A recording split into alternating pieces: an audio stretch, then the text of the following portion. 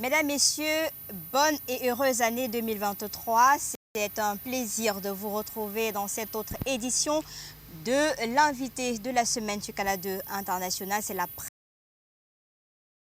première sortie pour cette nouvelle année. On espère qu'on passera de beaux moments ensemble et nous avons choisi un invité au parcours exceptionnel pour être notre premier invité de la semaine. Un parcours qui pourrait certainement vous inspirer, vous aussi à la maison, mais surtout cette jeunesse dynamique. Il s'agit de Jacques-Jonathan Nyem, avocat d'affaires. Il a rejoint l'équipe d'arrangeurs de l'Eurobond pour le Cameroun. C'était en 2022 et nous sommes très heureux de l'avoir aujourd'hui. Bonjour, bonne année. Bonjour Madame Piedjou, bonne année à vous, bonne année également à tous les auditeurs. Comment vous allez? Très bien, très bien. La nouvelle année a bien démarré chez vous? Elle a bien démarré, déjà chargée, mais plutôt optimiste. D'accord. Optimiste comment, vu les clignotants qui s'annoncent au rouge? Optimiste parce que je pense que c'est à nous notamment, comme vous l'avez dit, la jeunesse, de tracer les voies de notre destin. Et je crois que nous avons tout en main aujourd'hui parce que l'Afrique est au centre du monde. Tout le monde regarde en Afrique et donc c'est à nous de construire cette trajectoire désormais. C'est un plaisir de vous avoir parce que vous êtes avocat d'affaires. On vous a sollicité plusieurs fois chez Canal 2 International. Enfin, vous êtes là aujourd'hui.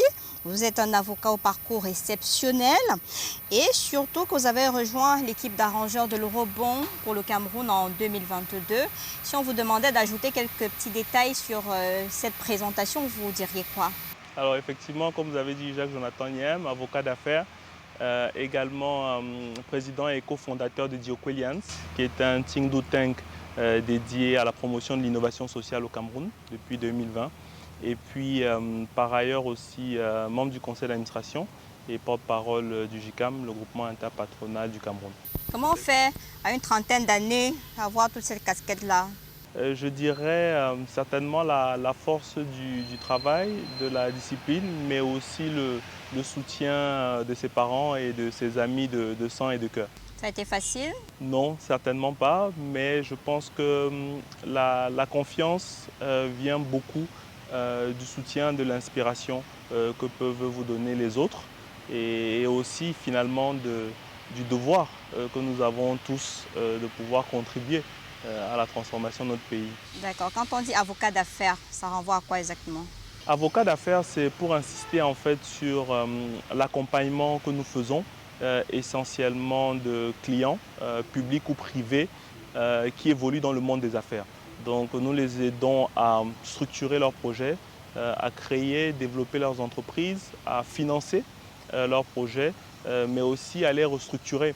Et dans plusieurs secteurs de l'économie, que ce soit le secteur des ressources naturelles, le secteur de la finance, le secteur des transports, exactement, le secteur des infrastructures.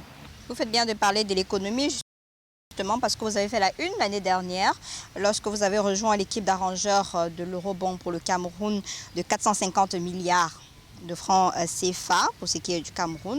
On est curieux de savoir c'est quoi l'Eurobond. On en a tellement parlé. Je ne suis pas sûre que le Camerounais qui nous regarde à la maison comprend ce que ça veut dire. Oui, alors l'Eurobond, finalement, c'est un mécanisme de financement de l'État, financement international auprès des investisseurs étrangers, qui est un mécanisme prestigieux parce qu'il permet aussi de renforcer l'attractivité du pays. C'est un mécanisme également qui permet à l'État de se financer en devises étrangères, très souvent en euros ou en dollars. Ce qui nous permet après de pouvoir avoir des devises pour faire face à nos importations ou alors parfois dans le cas de certains investissements. Mais aussi parfois c'est en tout cas dit par certains que c'est un financement qui est vu comme parfois trop coûteux pour les pays africains parce que les taux, là où en Europe ou en Occident parfois les taux peuvent être proches de zéro, pour les pays africains, on est souvent voilà, entre 5 et 10% selon les pays. Et c'est vrai aussi que c'est un financement qui, par certains, est vu comme exposant le pays un peu à la volatilité des marchés internationaux. D'accord. Et la situation actuelle, elle est rassurante? Alors, moi, je crois que la situation actuelle de notre pays, elle demande de regarder le constat qui est celui de se dire qu'au cours de ces 10 dernières années, notre taux de croissance plafonne à 5% à peu près. Nous avons aujourd'hui une pauvreté qui touche à peu près 23,5% de la population. Un taux de sous-emploi global qui frise les 65%. Et en plus, avec l'année dernière encore, vraiment cette question de la vie chère, avec un taux d'inflation qui est à peu près autour de 4,6%. Donc c'est pour dire que nous faisons face à des défis économiques, sanitaires, alimentaires, sécuritaires et climatiques. Mais en même temps, je pense que toute crise peut se transformer en levier d'opportunité. Quand on regarde aujourd'hui des pays comme le Maroc, qui durant la crise Covid ont réussi à booster leurs exportations dans le textile, notamment en fabriquant plus de masques. On regarde le Rwanda, qui, avec la dernière crise en Ukraine, a décidé d'investir plus de 1 milliard pour devenir autosuffisant sur le plan alimentaire. Ou encore le Nigeria qui a décidé d'interdire les importations de riz. On se dit que nous devons, au Cameroun, véritablement transformer cette crise en levier d'opportunité. Mais cela suppose de changer de paradigme et de mettre en place un véritable plan de relance de notre économie pour permettre une transformation structurelle et durable de l'économie. Vous faites bien d'aborder ce plan de relance-là. On sait que le Cameroun est dans la continuité des défis de l'émergence en 2035, mais au regard du contexte économique fortement perturbé, au regard de cette situation intérieure instable, est-ce que la bataille est perdue d'avance face à tout cela? Non, moi je dirais que la bataille n'est pas perdue d'avance parce que notre pays est un pays qui regorge de potentiel. Nous avons un potentiel naturel important, nous avons un potentiel géostratégique important, nous avons un potentiel humain important. Mais aujourd'hui, on doit se poser la question de où est-ce que nous devons mettre nos efforts, où est-ce que nous devons pouvoir mettre de l'énergie pour avancer. Et en la matière, je crois que le premier enjeu pour nous, c'est de donner ou de redonner confiance aux investisseurs locaux et aux investisseurs internationaux en notre économie. Et pour ça, il faut renforcer l'attractivité de l'économie camerounaise. Et je pense que ça peut se faire de trois façons. En tout cas, on peut identifier trois priorités. La première, c'est celle de l'environnement des affaires. Aujourd'hui, il nous faut une vraie réforme de la justice. Il faut davantage de digitalisation de notre administration. On en parle depuis, mais on a l'impression que ça ne bouge pas. Oui, justement, je crois qu'il faut davantage le dire et davantage l'enclencher. Nous avons besoin aussi d'une meilleure gouvernance des entreprises. Il faut aujourd'hui, parce que quand on regarde notamment les classements internationaux, notre pays est toujours classé parmi les derniers sur l'indice de perception de la corruption, sur l'indice Moi Ibrahim, par exemple sur la gouvernance, on est 37e sur 54 pays africains. Et dans le cas de Diocolians, on a fait notamment une étude en 2020 où 2 Camerounais sur 3 demandaient à ce qu'il y ait une évolution sur l'environnement des affaires. À côté de ça, je pense aussi qu'il nous faut améliorer la qualité de la dépense publique. Et sur la dépense publique, je pense que je vais insister sur l'investissement public. Parce que, et notamment dans on est en sous-consommation. Voilà, notamment dans le secteur des infrastructures, l'énergie, les transports, le numérique. Aujourd'hui, quand vous avez une ville comme Douala, récemment, je crois qu'il y a un classement qui est sorti de The Economist qui classait Douala parmi les 10 villes les pires au monde. Voilà. Et donc on se dit, on le voit un peu avec les embouteillages, l'accès à l'eau, l'accès aux infrastructures, on se dit qu'il y a un vrai défi. Mais ce défi, on le connaît, c'est celui de la maturation des projets d'investissement. Il faut que nous puissions davantage investir pour avoir des projets d'investissement qui sont bien montés. Est-ce que les gens ont cette culture de savoir même d'abord quels sont les projets prioritaires, comment est-ce qu'on les définit et comment est-ce qu'on les accompagne? Bien sûr, mais vous savez, dans certains pays, notamment en Côte d'Ivoire, ils ont créé une structure qui s'appelle le BNET, Bureau national d'études et de travaux pour le développement. Et je pense que nous devrions peut-être aussi au Cameroun réfléchir à créer une structure similaire qui peut nous permettre de pouvoir améliorer cette qualité de l'investissement public et aussi investir dans le contenu local, c'est-à-dire donner la possibilité à nos PME, à nos acteurs locaux d'être des acteurs prioritaires dans un certain nombre de marchés publics ou dans un certain nombre de projets d'investissement. Je pense aussi le troisième point, il faut que nous investissions davantage et mieux dans nos contenus éducatifs et dans nos contenus culturels. Pour un réarmement moral, parce que c'est l'expression en cours actuellement. Bien sûr, c'est de ça qu'il s'agit parce que quand on regarde aujourd'hui par exemple le budget du ministère des Arts et de la Culture, 5,5 milliards, c'est peu. Aujourd'hui au Cameroun, on a un vrai défi. On n'en a même pas évoqué dans le discours. Donc. Un vrai défi qui est celui de l'employabilité des jeunes. C'est ça le défi parce qu'on a 700 000 Camerounaises et Camerounais qui naissent chaque année. Qu'est-ce que nous allons en faire? Et pour ça, il faut les préparer eux-mêmes à créer leur propre emploi ou alors à pouvoir, dans certaines entreprises, créer générer des richesses. Générer des richesses et générer de la valeur ajoutée. Donc moi, je crois que ce défi de l'attractivité, à travers ce que j'ai évoqué, l'environnement des affaires, l'investissement public et aussi les contenus éducatifs et culturels, je pense, doivent pouvoir nous mobiliser parce qu'en fait, en réalité, aujourd'hui, il faut qu'on se dise la vérité. Est-ce que nous sommes fiers de voir le Cameroun qui est talonné par le Lesotho ou alors qui est dépassé? Mais on présente le Cameroun à l'échelle internationale comme un pays attractif au point où vous avez l'agence de promotion des investissements par exemple qui se retrouve en train d'aller dire que non, le pays va bien. Il faut que les investisseurs puissent venir. Le Cameroun a un potentiel très attractif. Maintenant, il faut réaliser ce potentiel. Mais quand on regarde les chiffres aujourd'hui, comme je vous dis, la Côte d'Ivoire aujourd'hui, c'est un PIB qui est bien plus important. Qu'est-ce qui fait problème chez nous alors? Qu'est-ce qui fait problème? Ou alors, vous qui êtes dans le rebond aujourd'hui, que peut apporter le rebond face à ce tableau que vous venez de présenter là? Je vais vous dire, je pense que la question du financement de l'État et la question du financement de l'économie en général est une question centrale. D'ailleurs, y compris dans le cas de Dioko Alliance, on a noté que les entrepreneurs évoquent ce problème comme le premier problème qu'ils ont. Maintenant, comment est-ce qu'on règle ce problème? L'enjeu, il est celui de la mobilisation de l'épargne des nationaux qui vivent au Cameroun ou nationaux de la diaspora. C'est-à-dire quoi? C'est-à-dire pouvoir nous-mêmes financer notre propre économie. On a du mal déjà à tenir. Comment on fait encore pour financer? Il y a de l'argent. Je vais vous prendre quelques exemples. Premièrement, pour y arriver, il faut déjà structurer les marchés financiers locaux. La dernière fois, le chef de l'État était à Washington, il en a parlé, le développement des marchés financiers locaux. Pour le développer, il faut structurer les acteurs, il faut structurer les circuits, il faut structurer les instruments. Mais prenons quelques exemples sur cette première question. Aujourd'hui, dans nos économies, on dit qu'on est en surliquidité au niveau bancaire. Les banques sont en situation de surliquidité. Au Nigeria, des mesures ont été prises pour obliger les banques à réinjecter de l'argent dans l'économie. Deuxièmement, nous avons aujourd'hui au Cameroun, on développe beaucoup l'assurance retraite. Comment est-ce que ces fonds peuvent être mis dans l'économie? Des fonds qui sont détenus par la CNPS, par les assureurs, etc.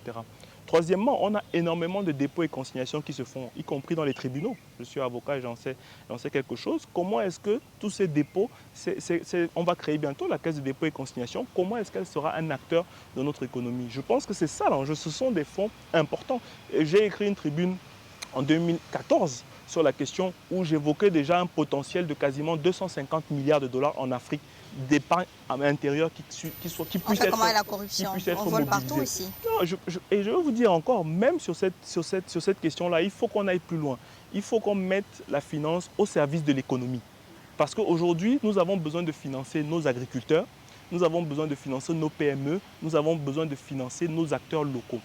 Dans des pays comme l'Éthiopie, qu'est-ce qu'ils ont fait? Ils ont décidé de mettre en place ce qu'ils appellent l'Ethiopian Commodity Exchange. C'est-à-dire, on décide de mettre en place une bourse pour financer tout ce qui se trouve, toute l'économie autour des matières premières, notamment le café. On avait parlé à l'époque de mettre en place ce projet au Cameroun. Où est-ce que nous en sommes? Je crois qu'il faut, le mettre en place. Dernier point, toujours sur cette question du financement importante, et je voudrais y revenir, c'est la question pourquoi on ne mise pas ou on devrait miser davantage sur la finance verte. Nous sommes aujourd'hui le bassin du Congo, poumon vert du monde, premier puits de carbone. Vous avez aujourd'hui un pays comme le Maroc, qui, après le Brésil, où il y a l'Amazonie, est celui qui en Afrique attire le plus les financements verts, quasiment 1 milliard de dollars. Alors que nous aujourd'hui, au Cameroun, nous devrions être leaders en matière de finances vertes, avec notamment tout le potentiel des green bonds ou des fonds verts. Donc je pense que la question c'est comment est-ce qu'on mobilise l'épargne des Camerounais du continent qui sont au Cameroun ou dans la diaspora, et aussi comment est-ce que nous structurons notre secteur financier de façon à être attractif pour des investisseurs. Alors Jonathan, la politique économie nationale qui semble réagir finalement au coup par coup aux perturbations de l'environnement peut-elle gagner en cohérence et en visibilité? Moi, je dirais, aujourd'hui au Cameroun, on a, qu'on la critique ou qu'on qu'on la critique pas, nous avons une vision qui est la vision Cameroun 2035. Nous avons également une stratégie qui est la stratégie nationale de développement 2030. Nous avons une feuille de route annuelle qui est fixée par la circulaire budgétaire du chef d'État. Maintenant, vous me direz où est-ce que le bas blesse? Moi, je vais vouloir viser ici trois choses. La première, c'est la question de l'appropriation. Est-ce que l'ensemble des parties prenantes, publiques et privées, se sont suffisamment appropriés l'agenda transformationnel de notre pays? Et notamment en particulier la jeunesse, parce que la jeunesse représente plus de 60-65% de la population. Et c'est pour ça que, notamment dans le Cette cas de... jeunesse-là, on va vous dire, est au chômage. C'est pour ça que dans le cas de Dioko Alliance, nous disons notamment que nous devons travailler davantage dans la co-construction, parce que le meilleur moyen de s'approprier, c'est de construire ensemble. Donc il faut de la participation citoyenne, il faut que la jeunesse soit partie prenante à la décision. Mais la jeunesse a carrément baissé les bras au regard des chiffres qui sortent tous les jours. Vous voyez des personnes qui ont détourné des milliards de francs CFA. Ça fait en sorte que cette jeunesse-là baisse un peu les bras et cherche la route facile. Enrichissement illicite, drogue et autres. C'est pour ça que je vous parlais tout à l'heure, à la fois de la confiance, mais aussi de la nécessité nous-mêmes de se demander ce qu'on veut. Moi, le Cameroun dont je rêve, c'est le Cameroun un Cameroun qui rivalise avec la Corée du Sud, avec laquelle on était sur la même ligne de départ en 1960. Voilà, ce n'est pas un Cameroun qu'on compare à la République centrafricaine. Donc, je pense que cette question de l'appropriation. La deuxième question, je pense aussi, c'est celle de la coordination. Je pense que c'est important aujourd'hui de la coordination dans nos politiques parce qu'en réalité, aujourd'hui, la SND 30 met l'accent sur l'agriculture. Quelle est la part de l'agriculture dans notre budget annuel? Dans d'autres pays, on demande à ce qu'elle soit minimum de 10%. Est-ce que c'est le cas au Cameroun? Deuxièmement, si on prend aussi le secteur privé, puisqu'il a sa responsabilité, quelle est la part de l'agriculture dans les projets qui sont financés par les banques? Est-ce que les banques aujourd'hui financent les projets agricoles? Ce sont des questions que nous devons nous poser. Et je pense que notamment au Cameroun, on a un cas. Aujourd'hui, nous avons la possibilité de faire par exemple du nozo un cluster fruitier, puisque nous y avons un port où on peut développer un terminal fruitier. Nous avons des hydrocarbures à partir desquels on peut faire de l'engrais. Nous avons des plantations à perte de vue. Nous avons aujourd'hui de l'innovation technologique là-bas au sein de la Silicon Mountain. Donc on a tout pour faire un cluster fruitier. Il y a le port qui est annoncé d'ailleurs là-bas. Exactement. À l'est Cameroun, nous avons tout pour avoir un cluster agroforestier. On parlait tout à l'heure de bassin du Congo. Donc la question c'est comment est-ce qu'on coordonne les efforts, les moyens dans le sens des priorités qui sont définies. Le dernier point là-dessus aussi, c'est important, c'est celui du suivi-évaluation. Parce que dans toute politique publique ou dans toute action, il faut qu'on suive, qu'on évalue et qu'on réajuste. Aujourd'hui, si on prend le cas de l'agriculture, par exemple, il y a beaucoup d'acteurs qui veulent s'impliquer dans l'agriculture, mais est-ce qu'on sait, est-ce qu'il y a des données qui sont disponibles, qui nous permettent, y compris par le privé ou le public, qui nous permettent d'évaluer aujourd'hui nos politiques agricoles? Donc je pense qu'en la matière, et c'est ça l'enjeu, il faut davantage de dialogue public-privé. Si on arrive à faire plus de dialogue entre le public et le privé, que ce soit le secteur privé, que ce soit la société civile, je pense qu'on réussira ce défi de cohérence. Un premier pas en 2022 dans cette réhabilitation du dialogue public-privé. D'ailleurs, avec le groupement interpatronal du Cameroun et les impôts, on espère que ça va continuer d'ailleurs, puisque le patronat est d'ailleurs reçu par le chef de l'État pour ce qui est des vœux. Il y aura certainement des doléances qui seront présentées là-bas. Mais maintenant, on a parlé de cette première partie-là. Maintenant, quelles sont les mesures fortes qu'on peut surgérer en guise de préalable à un redressement durable, vous qui êtes expert? Moi, je pense que, comme je vous disais, aujourd'hui, la première... Vraiment des mesures fortes et concrètes. Je pense, comme je vous disais, la première, de mon point de vue, c'est celle de la réforme du dialogue État-secteur privé. Ça, c'est une mesure qui est attendue et qui permettra de créer davantage de cohérence, d'appropriation, d'évaluation dans le dialogue public-privé, notamment celle du Cameroun Business Forum, aujourd'hui qui est à l'arrêt depuis 2 ans et pour lequel nous attendons des réformes concrètes, un nouveau cadre, un cadre qui soit plus inclusif, plus concerté, plus consensuel. Je pense que c'est ça qui créera de la confiance et qui mettra en marche le secteur privé.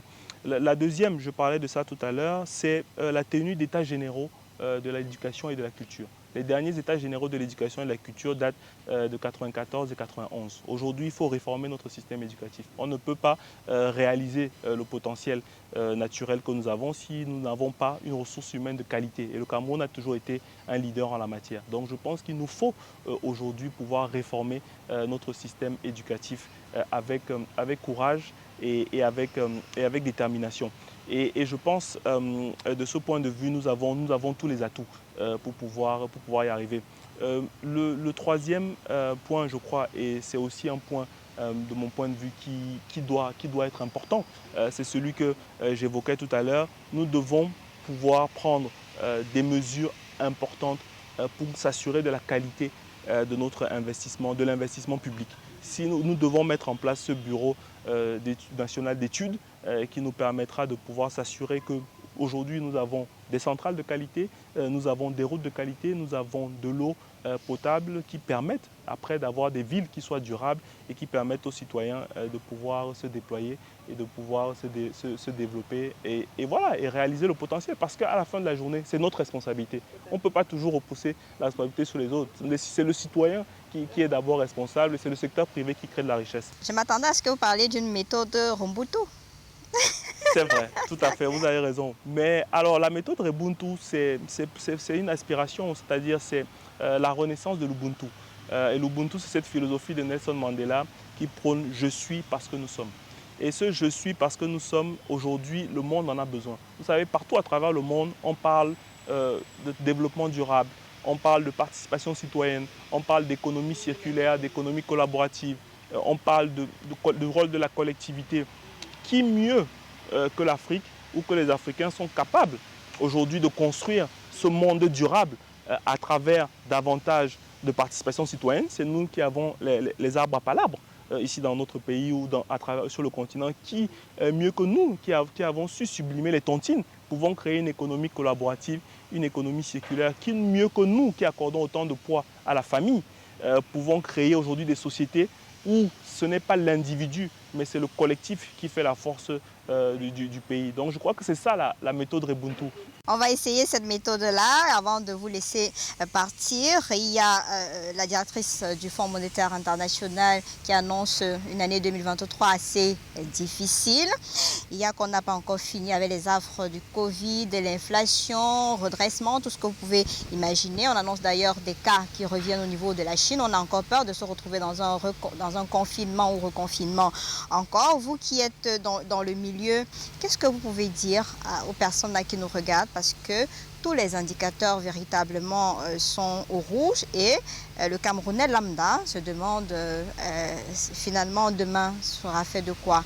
Je vais dire une première chose déjà, année difficile, ce ne sera pas une nouveauté malheureusement dans notre pays et sur le continent. Des années difficiles, mais là on a mis pire. Nous en avons connu.